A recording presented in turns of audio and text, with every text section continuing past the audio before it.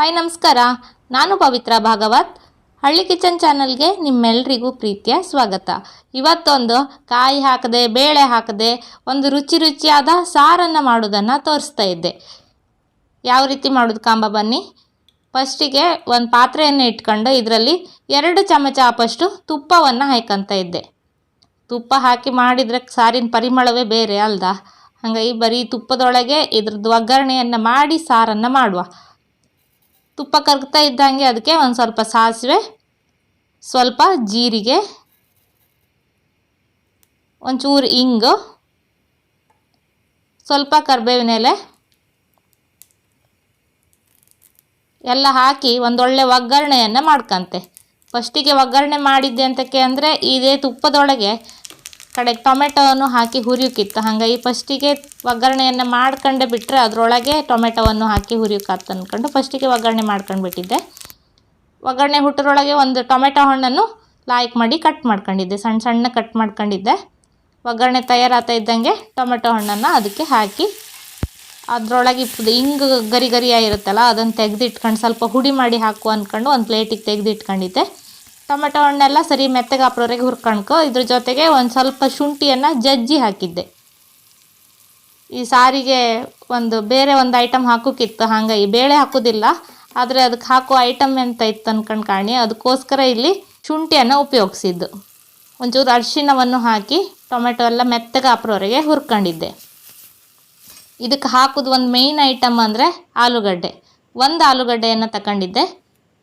ಕಾಯಿ ಬೇಳೆ ಅಂತ ಹಾಕೋದಿಲ್ಲಲ್ಲ, ಅದರ ಬದಲಿಗೆ ಈ ಆಲೂಗಡ್ಡೆಯನ್ನು ಸರಿ ಮಾಡಿ ಬೇಯಿಸ್ಕೊಂಡು ಒಂದು 3 ಕೂವನ್ನು ಕುಗ್ಸ್ಕೊಂಡಿದ್ದೆ. ತಣ್ಣಗಾದ್ರ ಮೇಲೆ ಆಲೂಗಡ್ಡೆ ಸಿಪ್ಪೆಯನ್ನು ತೆಗೆದು ಅದನ್ನು ತುರ್ಕಣ್ಕು.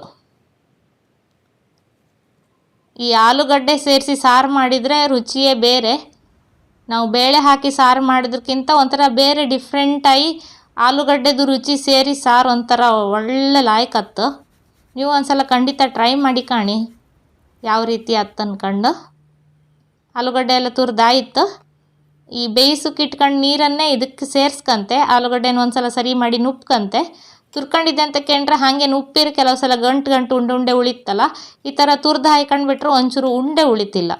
ಹಾಗಾಗಿ ತುರ್ದು ಬಿಟ್ಟರೆ ಯಾವುದೇ ಟೆನ್ಷನ್ ಇಲ್ಲ ಅಂದ್ಕೊಂಡು ಒಂದ್ಸಲ ತುರ್ಕೊಂಡು ಅದಕ್ಕೆ ಬೇಯಿಸೋಷ್ಟೊತ್ತಿಗೆ ಉಪಯೋಗಿಸಿದ ನೀರನ್ನೇ ಹಾಕಿ ಲಾಯ್ಕ್ ಮಾಡಿ ಕರಡಿ ಇಟ್ಕಂತೆ. ಕರಡದೇ ಇದ್ದರೆ ಉಂಡೆ ಹಾಗೆ ಉಳಿತು. ಒಂದ್ಸಲ ಸರಿ ಮಾಡಿ ನೀರು ಹಾಕಿ ಕರಡ್ಕಣ್ಕು. ಅಷ್ಟೊತ್ತಿಗೆ ಟೊಮೆಟೊ ಹಣ್ಣೆಲ್ಲ ಬೆಂದಿರುತ್ತೆ.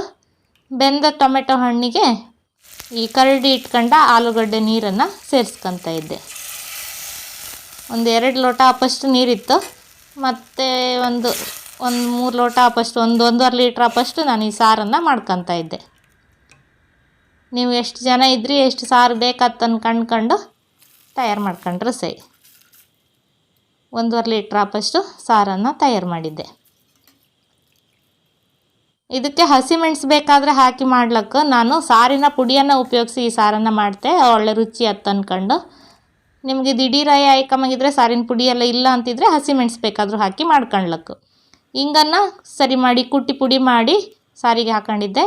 ಒಂದು ಸ್ವಲ್ಪ ಬೆಲ್ಲ, ಹುಣಸೆ ಹಣ್ಣಿನ ರಸ, ರುಚಿಗೆ ಬೇಕಾಪಷ್ಟು ಉಪ್ಪು ಎಲ್ಲ ಹಾಕಿ ಸರಿ ಮಾಡಿ ಕುದಿಸ್ಕಣ್ಕು. ಸಾರಿನ ಹುಡಿ ಹಾಕಿದರೆ ಮುಂಚೆ ನೀರು ಸರಿ ಕುದಿ ಬಂದ್ರ ಮೇಲೆ ಸಾರಿನ ಹುಡಿ ಹಾಕು. ಆವಾಗ ಮಾತ್ರ ಸಾರಿನ ಪರಿಮಳ ಲಾಯ್ಕಾಯಿ ಬತ್ತು.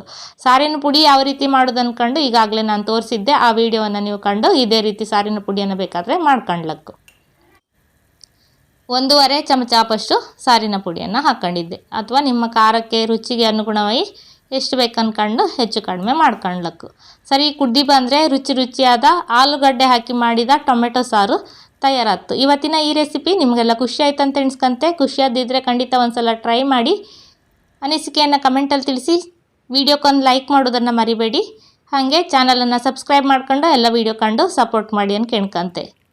ದಿಢೀರಾದ ಆಲೂಗಡ್ಡೆ ಟೊಮೆಟೊ ಸಾರಿಗೆ ಮೇಲ್ಗಡೆಯಿಂದ ಒಂದು ಸ್ವಲ್ಪ ಕೊತ್ತಂಬರಿ ಸೊಪ್ಪು ಹಾಕಿ ಊಟ ಮಾಡಿದರೆ ರುಚಿನೇ ಬೇರೆ. ಇದೇ ರೀತಿ ಇನ್ನೂ ಹೊಸ ರೆಸಿಪಿಯೊಂದಿಗೆ ಬತ್ತೆ ಮುಂದಿನ ವಿಡಿಯೋದಲ್ಲಿ ಸಿಕ್ಕುವ. ಅಲ್ಲಿವರೆಗೂ ನಮಸ್ಕಾರ. Thank you.